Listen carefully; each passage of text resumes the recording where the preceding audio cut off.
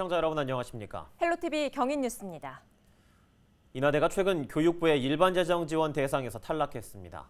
대학 기본 역량 진단에서 낙제점을 받았기 때문인데 지역사회는 강하게 반발하고 있습니다. 인하대와 인하대 총동문회는 교육부의 이번 결정이 불공정한 심사에서 비롯됐다며 강하게 이의를 제기했습니다. 교육부의 낙제평가를 한 구체적인 진단 내용을 공개할 것을 요구하기도 했습니다.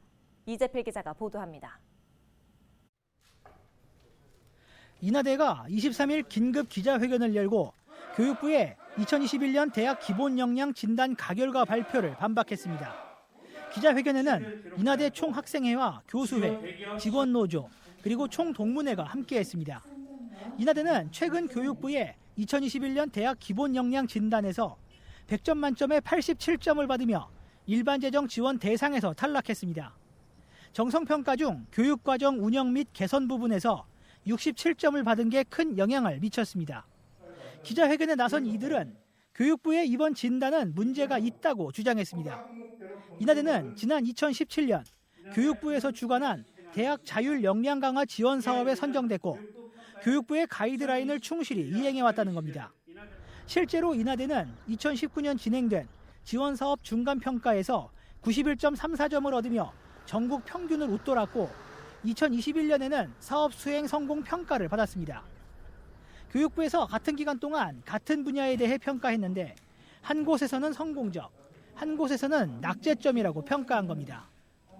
공정한지, 변별력이 있는지, 그다음에 모든 대학들이 정상적으로 평가를 받고 있는지 이 세 가지 모든 점에서 실패했다. 저는 이렇게 말씀드리고 싶습니다.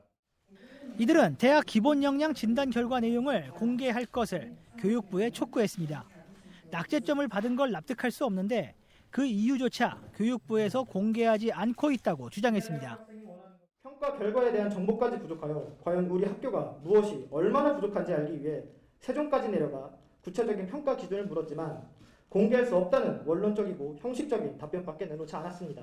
수많은 선후배가 쌓아올린 공정의 상아탑을 단숨에 허물어뜨리고 그 이유조차 묵묵부답으로 일관하는 교육부를 가만둘 수는 없습니다.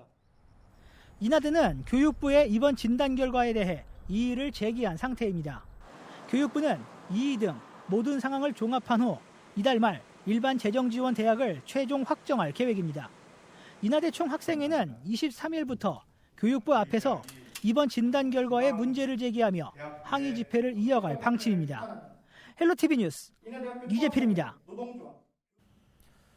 부천이 교통혁신 모델 ITS 기술을 전면 도입하고 있는 동시에 주요 현안 가운데 하나인 스마트시티 본사업 역시 어느덧 추진 2년 차에 접어들었습니다. 마침내 도심 곳곳에 실제 성과들이 하나둘 모습을 드러내고 있습니다. 이정하 기자가 취재했습니다. 우뚝 솟은 카메라가 부천 상동역 사거리를 내려다봅니다. 전체 사업비만 400억 원 이상 투입되는 지능형 교통체계, 이른바 ITS에 활용될 장비입니다. 인공지능 융합 기술로 교통체증부터 사고나 돌발 상황까지 관제센터에서 파악할 수 있도록 하는 신기술이 탑재됐습니다. 모두 200km에 달하는 지역 내 간선도로에 ITS를 도입해 연간 1,300억 원에 달하는 통행시간과 교통사고 절감 효과 등을 기대하고 있습니다. 현재 부천 시내 도로를 중심으로 영상 수집 시스템은 대부분 갖췄고 내년까지 데이터 관제센터를 구축할 예정입니다. 빨간색 전기자전거가 도심을 가로지르고 전동 킥보드도 이동이 자유롭습니다. 사설 업체에서만 운영하던 공유차도 부천에서는 이제 공공의 영역이 됐습니다. 전용 주차 면적도 마련돼 있어 20% 저렴한 요금으로 이용 가능합니다. 최근 개인형 이동수단과 버스, 지하철 등 대중교통 시스템이 연계돼 환승도 쉬워졌습니다. 핸드폰으로 QR코드만 찍고 가면 되니까 되게 편하긴 한데 요금 같은 것도 되게 조금 나오고 환승 제도도 있고 해서 편리성에 대해서는 되게 만족하고 있습니다. 또 거주자 우선제로 운영하던 주차장에 공유 서비스를 더하기 시작했습니다. 비어있는 시간대에 누구나 이용이 가능하도록 하는 방식입니다. 이로써 시민들은 도심 주차난 해결을 기대하고 있습니다.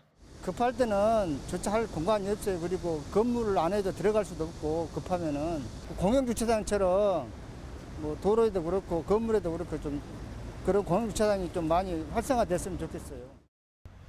부천시는 또 이달 중 공공 와이파이 시스템 구축을 완료하는 동시에 하반기에는 사업 범위를 더욱 확장한다는 계획입니다. 계속 개선하고 보완하고 확대해 갈 거라 10월이 되면 그 인공지능을 활용한 그 안전과 관련된 부분, 특히 무단 횡단 통보 서비스라든가 또 실종자 범죄인 찾기 서비스, 그다음 환경 관련해서 깨끗한 마을 만들기 이런 사업들이 좀 출발하게 되고요. 지역도 확대하고 사업 내용도 좀 확대할 계획을 가지고 있습니다. 교통과 주차 문제부터 장기적으로는 환경이나 안전 분야로까지 혁신 기술이 도입되면서 시민 삶의 질을 한층 높이고 있습니다.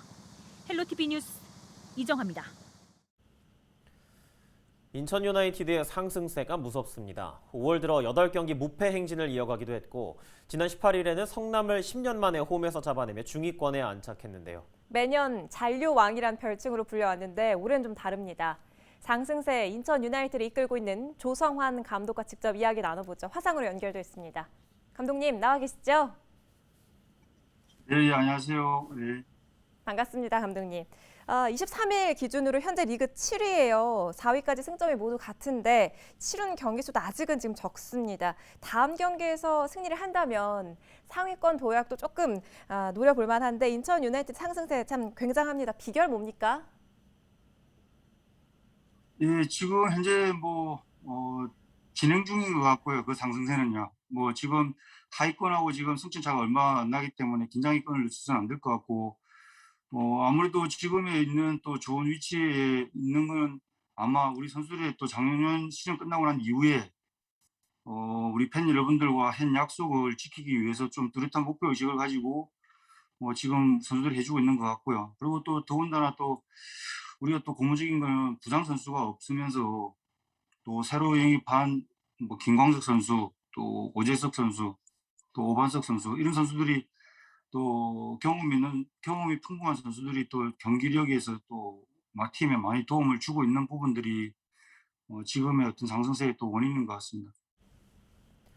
예, 인천 유나이티드 매년 하위권에서 잔류를 걱정했었는데 때문에 잔류왕이라는 좀 원치 않는 별칭도 안고 있습니다. 조성환 감독님이 부임한 올해의 인천 유나이티드 작년과 좀 달라진 점이 있을까요? 근데 일단 다른 점은 제 개인적으로는 작년보다는 좀 더 좀 마음이 편안하면서 웃음이 좀 많아진 거고요. 예. 그리고 팀적으로 지금 달라진 점은 저희들이 지금 초반에 1무 5패 그러니까 FA컵 포함해가지고 좀 1무 5패의 또 부진한 상황도 있었는데 또 그런 시간들을 저희들이 선수들이 또 원팀으로 또 잘 이겨냈고 또 그러면서 저희들이 또 긴 시간 동안 패배를 하지 않는 또 성점을 차곡차곡 쌓는 그런 시간들을 가졌는데 아무래도 조금 더 위닝 멘탈리티가 좀 더 작년보다는 더 많이 좋아진 것 같습니다. 네, 그리고 7월에는 감독상을 수상하기도 하셨어요. 늦었지만 축하의 말씀을 드리겠고 소감 한 말씀 남겨주시죠.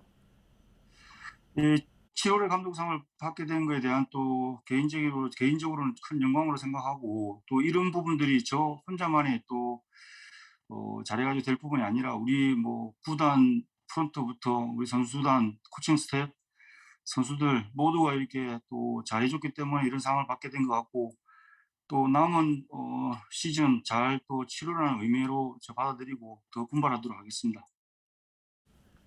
예, 그렇다면 상승세 인천 유나이티드 올해 리그 목표는 어떻게 되십니까?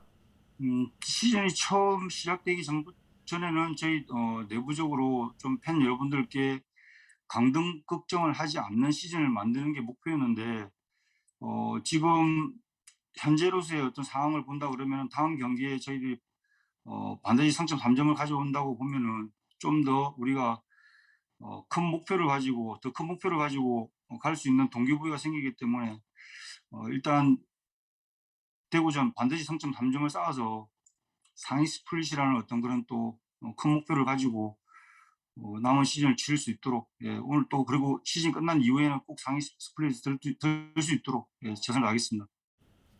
네, 그리고 늘 응원 보내주시는 시민 여러분들께도 한 말씀 남겨주시죠. 네, 지금 코로나로 인해서 힘들고 어려운 시간을 갖고 계실 텐데 제가 우리 인천 유나이티드가 우리 또 시민 여러분들께 저희들이 조금이나마 힘이 될 수 있는 부분들은 좀 더 감동을 드리고 또 즐거움을 드릴 수 있는 경기를 하는 게 저희들 위치에서 시민 여러분들께 할 수 있는 일이라 생각하고 남은 경기 정말 감동과 또 즐거움을 드릴 수 있는 경기를 해서 반드시 승리하도록 최선을 다하겠습니다. 예, 여기까지 듣도록 하겠습니다. 지금까지 인천 유나이티드의 조성환 감독이었습니다.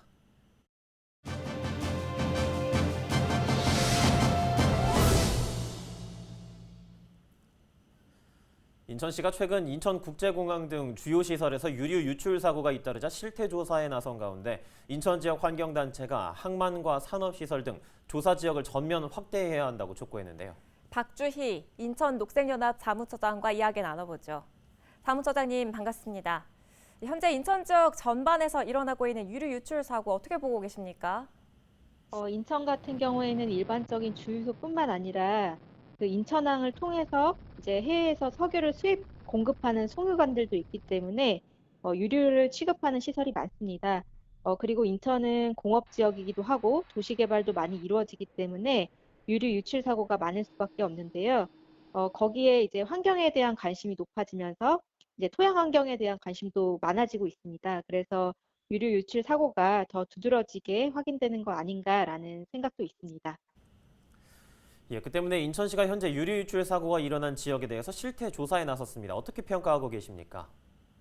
이런 유류 같은 토양 오염이 지속되고 있는 상황에서 전면적인 실태 조사는 바람직하다고 보고 있고요. 지금 인천시가 현재 토양 보전 계획을 수립하고 있습니다. 그 토양과 지하수 관리 데이터베이스 구축, 인천 특성을 고려한 토양 오염 관리, 토양 오염 실태 조사 지점 확대, 오염 토양 정화 지역 및 사후 관리 내실화 등을 담는 것으로 알고 있는데요. 이런 기본 계획이 수립이 되면 이 토양 환경과 관련된 것들이 조금 더 개선되지 않을까라는 기대도 있습니다. 네, 인천시가 이 토양 오염 문제에 맞서 개선해야 할 상황에 대해서도 말씀해 주시죠. 인천시가 이제 계획을 구체적으로 세우겠다라고 밝혔는데요. 과거 토양 오염 이력이 있는 곳의 주변 지역, 그리고 항만과 산업시설 등의 토양 오염 개연성이 높은 지역에 대한 전면적인 토양 오염 조사도 추가로 필요하다고 보고 있습니다. 예를 들어서 미군기지 탱크가 있던 문학산의 경우에는 2000년대 오염이 확인돼서 정화를 했지만 2010년대에 또다시 오염이 확인됐거든요. 그러니까 정화를 했더라도 지속적인 토양 오염 관리를 해야 하는 이유이기도 합니다. 또한 그 인천국제공항 부지의 불소 오염 지역도 지속적으로 관리를 해야 되고요. 그리고 또 추가로 말씀을 드리면 지금은 부평 미군기지 내부 오염 정화에 초점이 맞춰져 있는데 오염된 주변 지역 정화도 신경 써야 하고 수도권 매립지 같은 경우도 주변 지역도 오염 문제가 확인될 수 있는 상황입니다. 또한 과거 비위생 매립지로 사용했던 곳들이 적지 않다 보니까 송도 테마파크 부지와 같은 폐기물과 토양 오염 문제가 복합적인 곳들도 있고요. 이렇게 인천 지역 특성상 여러 요인으로 인한 토양 오염 문제가 있습니다. 언제든지 사회적 문제로 갈등으로까지 번질 소지가 있기 때문에 인천시에서는 선제적으로 대응할 필요가 있습니다. 저는 이를 위한 토양 환경 관련 인천시 조직 확대도 필요하다고 봅니다. 예, 알겠습니다. 말씀 여기까지 듣도록 하겠습니다. 지금까지 박주희 인천 녹색연합 사무처장이었습니다. 이어서 다음 소식입니다. 인천가족공원이 이번 추석 연휴 기간 동안 온라인 성묘를 운영합니다. 인천시는 코로나19의 확산을 막기 위해 오는 9월 18일부터 22일까지 화장장을 제외한 인천가족공원의 전 시설을 임시 폐쇄하기로 했습니다. 대신 인천가족공원을 방문하지 않고도 고인을 추모할 수 있는 온라인 성묘 서비스를 오는 9월 13일부터 운영할 방침입니다. 온라인 성묘 서비스는 인천가족공원 온라인 성묘 홈페이지를 통해 이용할 수 있습니다. 인천가족공원은 명절 연휴 약 35만 명의 성묘객이 찾는 전국 최대 규모의 도심 내 장사시설입니다. 헬로티비 경위뉴스가 준비한 소식은 여기까지입니다. 저희는 언제나 여러분과 함께하겠습니다. 지금까지 시청해주신 여러분 고맙습니다.